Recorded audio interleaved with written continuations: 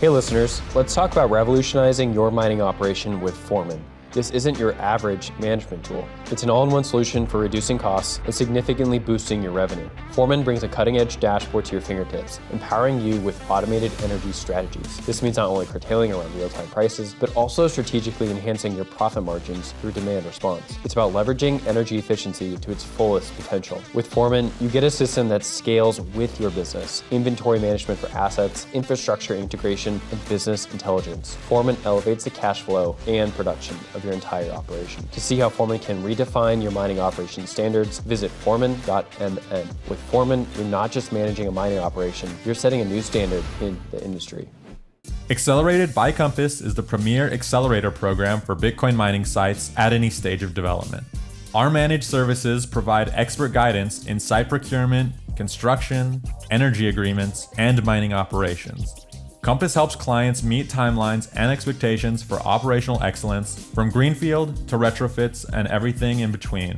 Don't just mine, excel. Visit compassmining.io now to discover how Accelerated by Compass can power your success. Are you a retail or institutional investor interested in Bitcoin mining companies? The Miner Mag brings you free data and analysis from all major NASDAQ-listed Bitcoin mining operations to know who stands out. Check out visualized metrics and data-dependent stories at theminermag.com. Okay, we are here despite technical difficulties. This was almost worse than yesterday's Core Scientific live stream, where we didn't show any of the stream for a good 30 minutes. But we are here to do our Bitcoin mining news roundup. We do this every week on Thursday, publish it Friday morning. So if you're into Bitcoin and Bitcoin mining news, this is the best place to learn about it with Mining Pod. We're the longest running Bitcoin mining podcast, 3 years tenured, almost at 300 episodes. So thank you for tuning in with us. We are doing a live stream today just for fun. We got Colin Harper, who has just joined the team from Luxor. He's our editor-in-chief at Blockspace. And then, as always, Charlie Spears, co-host and also host of Bitcoin Season 2. Go check out that podcast. For today, we are going to jump into many, many topics. First, our difficulty update, and then we'll go and talk about Iris Energy, their energy report, which was not super great, but also very interesting to learn about how hedging works in the Texas market. Move down south to Paraguay and finish out with some other talks about mining metrics. Okay, let's just jump into it. I think we can give it to you first off, Colin. What kind of metrics are we looking at? Hash price recently hit an all-time low of $35 per petahash per day, which is absolutely f***ing brutal. We've obviously never seen it that low. If you zoom out on the 1 year, you can just see how absolutely battered it's been. And kind of two things happened last week. It was a confluence of Bitcoin's difficulty hitting an all-time high of 90.67 trillion, and also Bitcoin's price tanking down to 50K. So basically, mining margins have never been thinner, and miners who don't have next generation machines are really sweating right now. So difficulty increased 10.5% last week. And it looks like right now the next adjustment's probably going to be into the downside, because we saw hash rate just absolutely surge. If you look at the 7-day over the last 3 months, you basically have a situation where after the halving, let's look at the yearly, you have a situation where after the halving, Bitcoin's hash rate kind of dumps a little bit, surges just to an all-time high, and then it dumps again to what I think we can probably at this point call the post-halving low, 556 exahashes a day, and then it just absolutely rockets up to like 680. So it's cooling down a little bit. I think that we'll definitely see it stagnate. So far, it seems like curtailment and stuff like that has not really affected it as much as we've seen in the past. So all that being said, all-time low hash price, not a good place to be. Not max a good pain. place at all. Max pain. Yeah, like you said, the estimated next difficulty is down 4.4%. The previous was 10.5% upwards, which combined with that Bitcoin price going down to a low of 49K really push hash price down a lot, because like those are the two main inputs, right? Bitcoin price and difficulty. So that's not great, but hopefully it goes up. Charlie, any thoughts on that? Yeah, that felt like a peak. That felt like a low to me. That was a very a lot of people got very, very bearish at 50K Bitcoin last week, and you had that 10% difficulty adjustment. That felt like the bottom. So just my subjective experience and people I've talked to, that was like the event to cause a lot of people to, maybe the people who had been barely hanging on, to turn off. So seems to me like we're now gonna recover and just go up. I hope so. It is going to be interesting to see whether or not we kind of set a floor here for hash price because of just so many various factors. I mean, how much can you really expand in this market? How much power is really available to continue expanding? But we'll see. Yeah, maybe we transition from this now we transition into the rack space is king meta. That seems to me to be like the next year's like main theme for the mining pod. As we talk about it, it's going to be who owns rack space. And that's the thing with Bitcoin mining. Things change very slowly and then all at once. So when you have like these acute pressures with price points, we're going to see the chess pieces move, so to speak. Let's go over to our friends over at the Miner Mag. Go check out their Telegram channel and their newsletter. We're going to pull it from their awesome website. Quote, Bitcoin mining giants deposit $150 million to Bitmain rivals since Q2. This is talking about MicroBT, ARENE, a bunch of other of these retail options, or other options, I should say, for Bitcoin mining ASICs. The piece dives into this a little bit, talking about different Bitcoin mining public companies that have chosen to invest in alternative ASIC manufacturers to Bitmain. So one is Marathon Digital, which has paid $43.6 million into ARENE's ASICs. Core Scientific with $10 million to the block. That news was about 2 weeks ago. Block's miner is still forthcoming, supposed to be next year. And then Riot has paid almost $500 million to MicroBT. So I think the question now is just like, can they actually get the production volume, and can they get enough wafers to basically pull this thing off and produce these rigs at scale? So I'm pretty excited about it. At first I thought they were maybe a scam, because it's just like there have been so many attempts to break into ASIC manufacturing and they just all fail. But it looks like ARENE could be the real deal. It's just, can they actually like pull off mass production? When was the last time we saw buy-in from multiple different parties into a domestic ASIC supplier? Have we ever seen that? The Intel got close. Yeah. Right. Like Hive and I think Grid. And there was one more bought. Maybe it was Bitfarms. I don't want to misspeak, but I know definitely Hive and Grid bought some of the block scale, it was called. The Buzz Miner. And then, that's what Hive. And then Hive actually has some of those running. Yep. But Intel aborted that pretty quickly. ARENE would be, if they actually survive and can scale, would be the first major US ASIC manufacturer. Hilariously, though, a lot of these parts are still sourced overseas. So, like, the tagline is basically the Apple tagline, right? It's designed like in California, manufactured in China, assembled domestically. Assembled domestically. Yeah, that's just. I mean, I don't think we would get domestic, total manufacturing for that until maybe like we have more foundries here.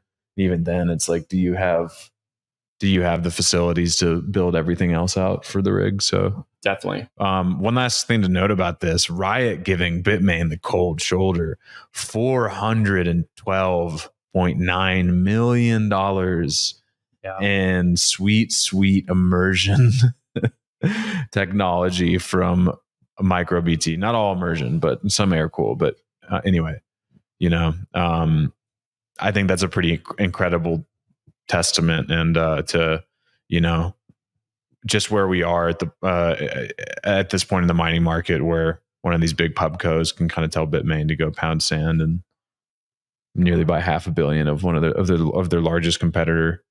So it's good to see. We need to see some more shaking up of the duopoly, though.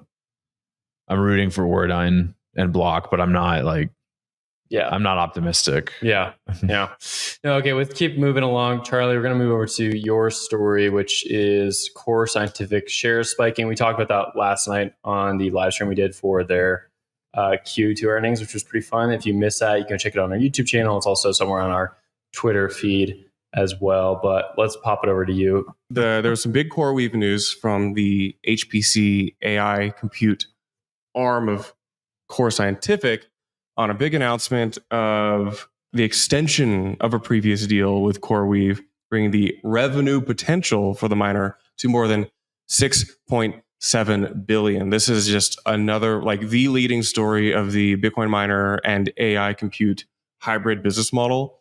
And we saw the Core's share price spike after that.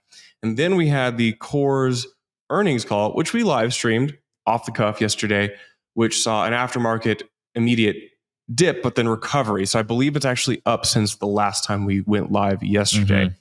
This, as Nick Hansen from Luxor says, they announced a bullish loss, but that was just because they had a net mining loss. But when you incorporate the broader financial picture, you actually had a much more optimistic, down payment of debt? Exactly. So what happened was they had like an $800 million loss, but 700 million of that was warrants being repriced and marked to market, which is actually good for them because basically these warrants were stock options in layman's, like, just to boil it down. Like, I don't know like the exact mechanism for it, but basically what they are is they were options that were granted during the bankruptcy that like creditors had to take, and they were used to wipe away debt. And, Core's stock has gone up since they emerged. So now these warrants are worth more. And so that's good for them because now they can cover more debt with them. So it actually ends up being positive.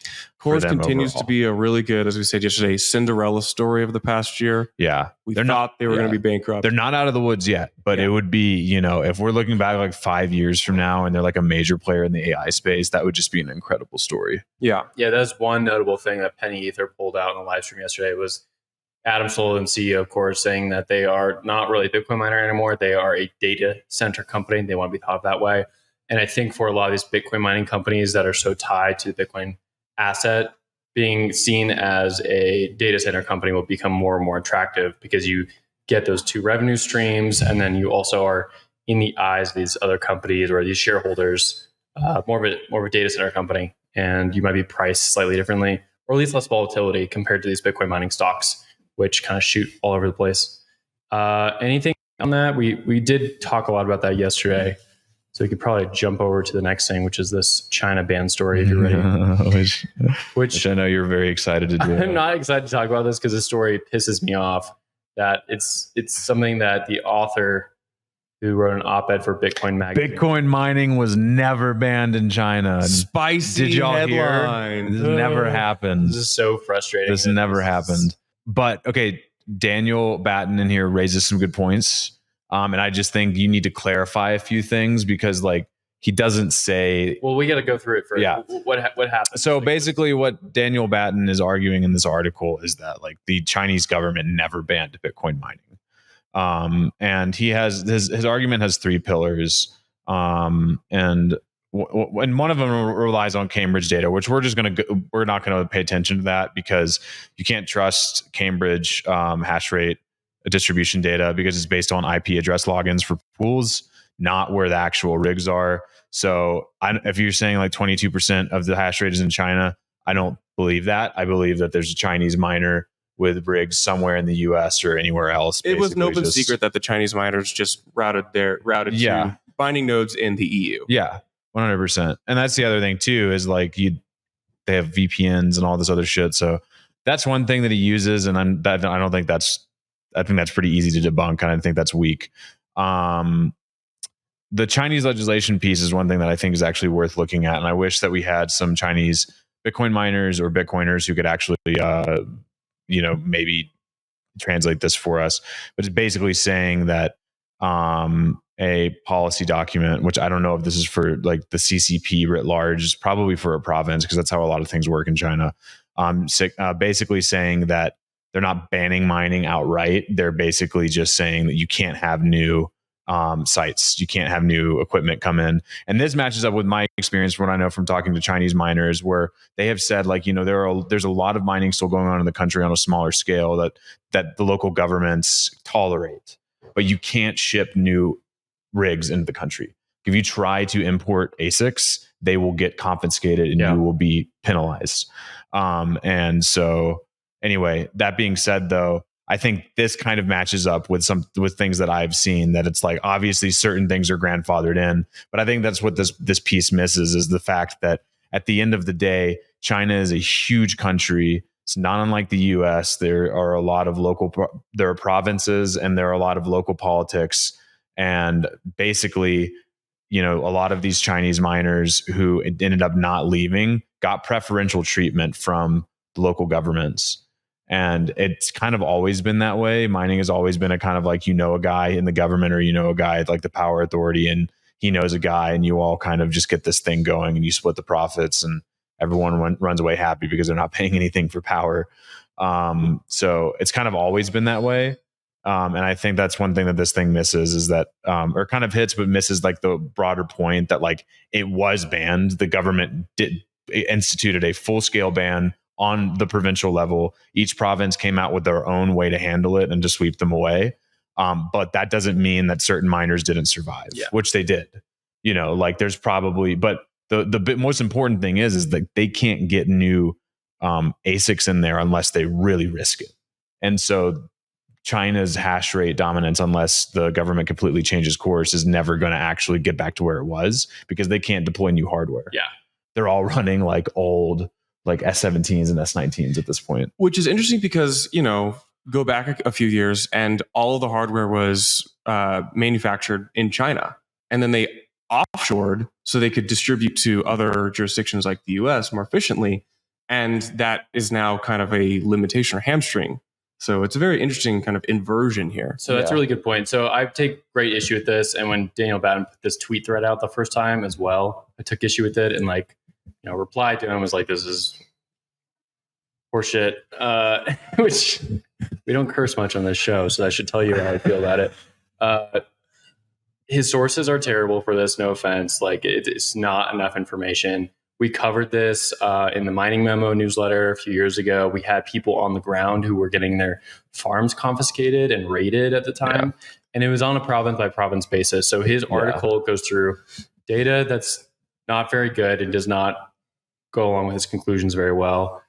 Some bad sourcing from people who are there. And then from the top level approach, he's looking for some sort of like edict from President Xi, he didn't put something like that out.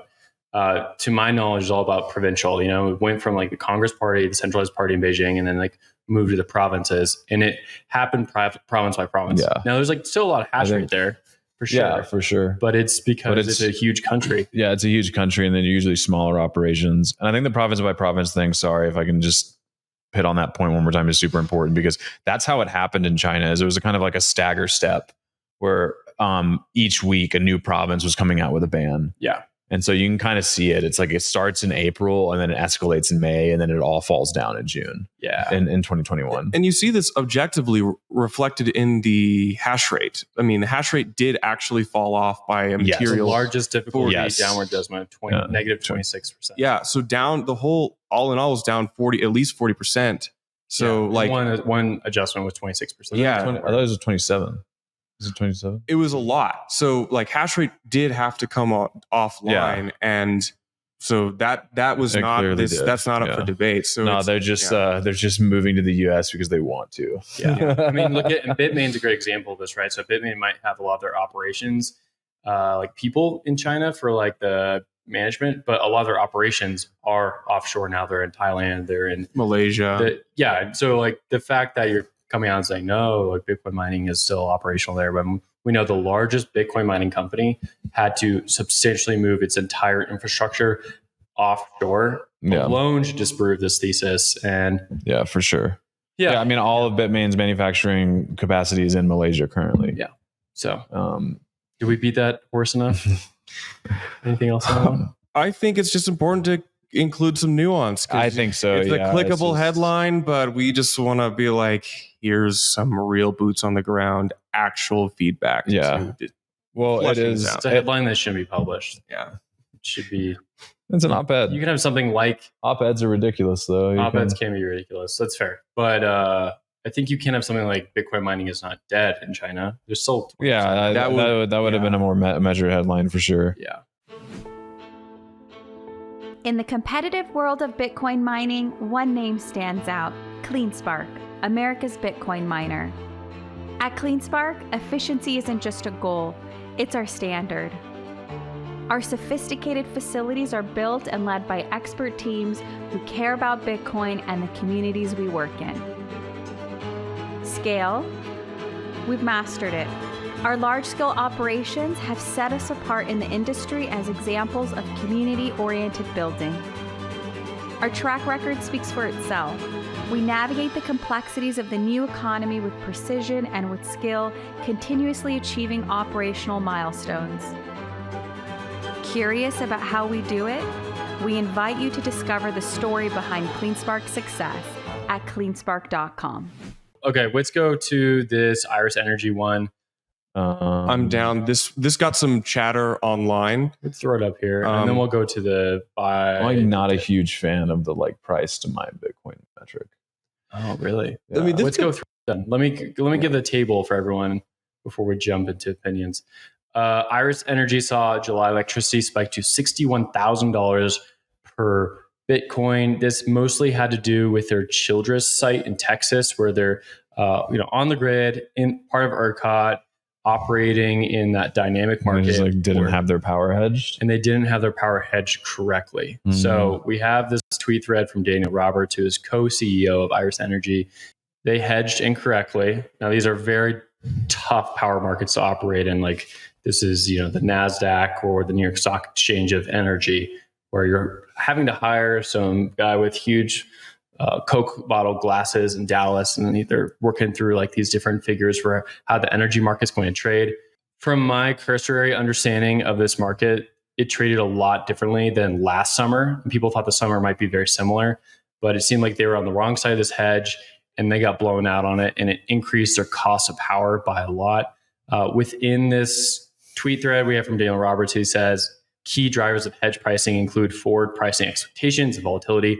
West Texas power prices have historically been volatile, particularly during summer. Normally no issue and often a benefit for us because we automatically monetize this volatility and pocket the spoils through power credits and lower net power costs, which is true. All these Bitcoin miners do that. Then he goes on to say, except the volatility expected by the market in July didn't come within a couple of weeks of executing the hedge. Power prices plummeted to 1/3 of what the market had previously expected. The expected high and volatile spot prices disappeared. And so this increased their cost to mine Bitcoin to about 8 cents per kilowatt hour, which is where you see the hosting market. You don't see these industrial players. Any color on that? And then let's go to that cost to mine Bitcoin metric last. But I want to talk about this first if we can. My only color is, wow, what a bad time to not be hedged. Yeah, tough. I mean, they were hedged just like on the wrong side. Not be I hedged understand. correctly. Wait, so they basically hedged. They thought prices were going to be super high, so they locked in a higher rate than they ended up actually getting on spot if they had just not hedged. That's my understanding. The difficulty with this, of course, is this is a very tough market. Like you're hiring experts on this, and we have Blake King who does this for Galaxy Digital on the show quite often. I've seen some stuff from him and some of the other ERCOT power traders talking about this. But, I'm not going to sit here and say I understand how. No, anytime I've tried to talk about anything related to power markets, Blake is always messaging me. I'm just like, I know I just totally butchered it. It's really tough to understand these power markets. Yeah, they're insanely complex. Yeah. I don't really have any color to add other than that's tough. I would rather just have hash costs than the cost per Bitcoin. Why don't you like the cost of mine per Bitcoin?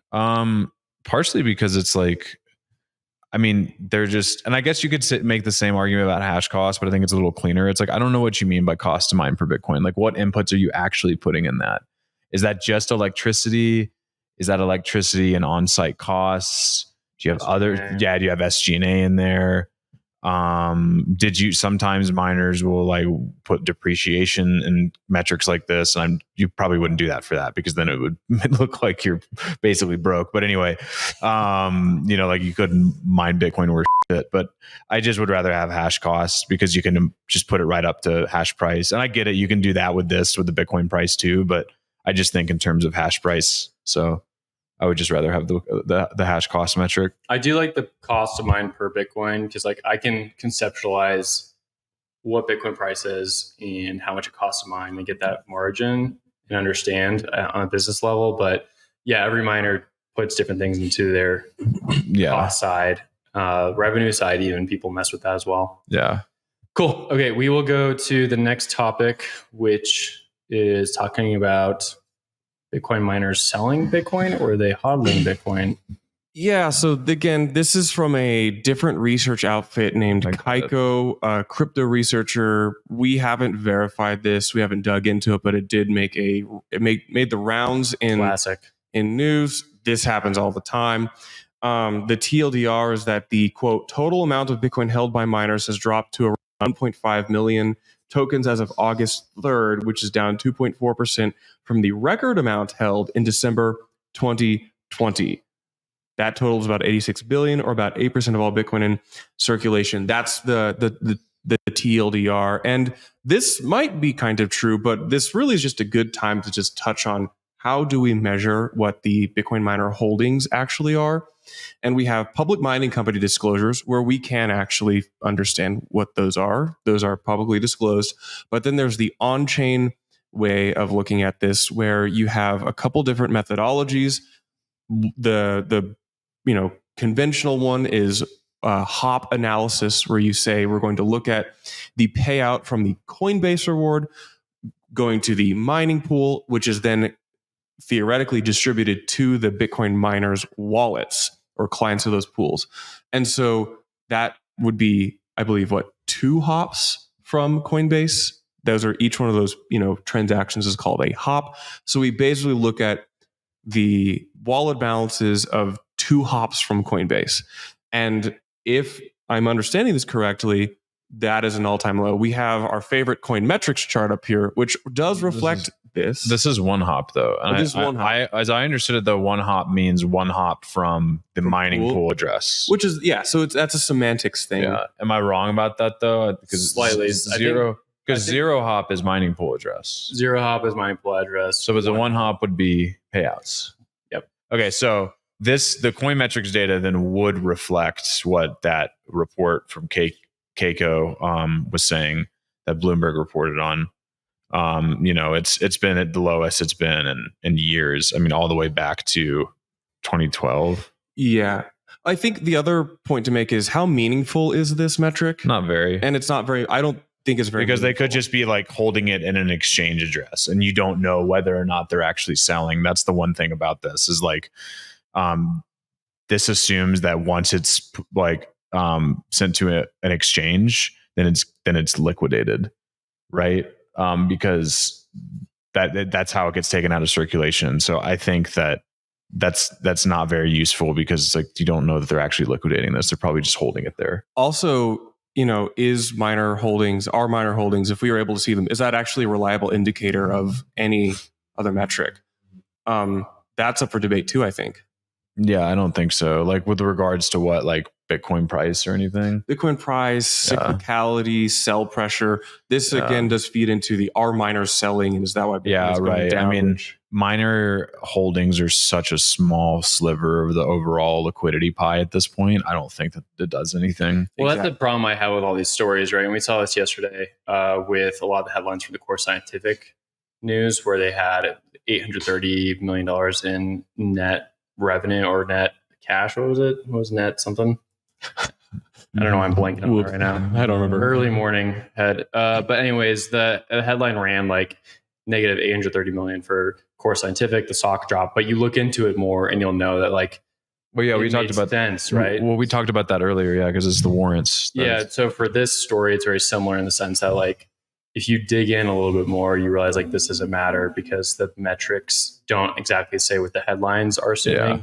So this is a good reminder to always, like, look a little bit deeper. These sort of miners are selling or dumping don't matter. Yeah. What this shows to me over time is the industrialization and kind of commoditization of Bitcoin mining. Because it's like, of course, like, people, like, all of these miners back then, like, they were just holding all of their shit. That's them trying to figure out what to do. Yeah, exactly. Yeah. And like, they weren't like cashing out in exchanges. They weren't a publicly traded company that had to like have like cash flows and, appease shareholders. And then at this point, we're down at the other end of the tail here. We're in 2024, and Bitcoin mining is increasingly financialized, and it's been increasingly integrated with all of these traditional financial institutions. Custodial solutions are at, the most complex they've ever been. None of these big miners want to hold their own keys. this makes sense to me. I don't think that this is just kind of a trend of, how institutionalized and custodial Bitcoin has become in a way. It's interesting because I see the chart, which is, yes, miner holdings according to this metric are declining, but I see it smoothening, which is actually to me a very good sign. As you say, commoditization of the industry. Volatility in miner holdings to me is a sign of old Bitcoin mining strategies and trying to figure out how to play and interact with this market. Yeah. Okay. Let's go to the last story here. Paraguay Powered chief, no cryptocurrency mining company has left yet. So we've seen an uptick in Latin America mining. I'd say over the last year, there was a big movement after the China ban as well. But I'd say the last year we've seen a lot of interest from Bitfarms, Hive, and a few other companies moving into these power markets that they're trying to take advantage of clean energy and say somewhat available energy. The issue with South America countries has always been the political regimes can be somewhat unstable. I think for Paraguay, that has been a big issue is like, are you going to get kicked out or not? Recently, we did see Hive Energy just sign a big check to get a 100 megawatt site in Paraguay that they're very excited about. The Hive team actually met with the president of Paraguay to get that done. This story kind of talks about, hey, there's no Bitcoin miners leaving. And there's been local reports about that. I actually haven't seen any of those local reports, so this was kind of. I would like to corroborate this with people, with Bitcoin miners in Paraguay, because as far as I can tell, it's like they've been cracking down on illegal mines. But this article says, they've got like basically 400 megawatts under. They've got 400 megawatts of applications in the pipeline, 72 licensed crypto miners in Paraguay, and I think it's like something like 370 odd megawatts currently being used. Yeah. So I think it just kind of goes to the point that some of these countries are interested in Bitcoin mining coming to their nation states for various reasons, especially if you're a publicly listed Bitcoin miner and you're able to bring in those jobs, bring in all the tariff revenue you get. That's a big deal for these countries. So I wouldn't be shocked to see more of these countries trying to push to get Bitcoin miners to show up. And South America does seem very favorable for power rates, depending on the location. Ethiopia, East Africa has been the other one we've talked about. Yeah. Well, Paraguay is perfect because the Itaipu Dam is like the second largest dam in the world behind Three Gorges. It's just whether or not the government's going to let it happen. They've tried to pass some bills in the past that were favorable to Bitcoin miners, and then that ended up flipping to ones that were unfavorable. I think they've put recently like levied a new tax on their power. So and which is crazy because Paraguay is a nation of like 6 million people. It's like the population size of Tennessee. It's very small. And they have like the second largest dam in the world, and most of that energy goes to Brazil. So there's a lot of politics at play and how this is going to end up being used. But so it's like it's curious. It'll be curious to see like how much more room there is to grow down there. Definitely. I mean, the other core part of this is that it's in response to, the 15% additional tax to cryptocurrency miners did not, according to the report, cause miners to leave. And I look at that and I look at other historical events where governments have imposed taxes specifically to that industry. And while 15% is significant and does affect miner margin, I don't know if like that additional raw cost of power would dramatically affect whether people who had already began to deploy and be energized pull out or not. Yeah. So, I mean, we see that type of price fluctuation. In my own home state of Oklahoma, we saw power rates on grid skyrocket like 50 to 80%, and now are back down. So like we expect power rates. So I think I would expect this just to be baked into miner cost of production down in Paraguay. Gotcha. Nat gas getting cheap again. Okay, that will do it for us on the mining pod this week. If you enjoyed the show, give us a like on our Twitter or give us a subscribe there. Also, go to our YouTube channel, subscribe there as well. And then we're on all the RSS places. So if you are on Spotify or iTunes, or you want to go listen on Fountain, we're even there. Go check us out. This is the news roundup portion. We do this every week, also on CoinDesk. So Charlie, Colin, see you guys later. See you. Have a beautiful week, y'all.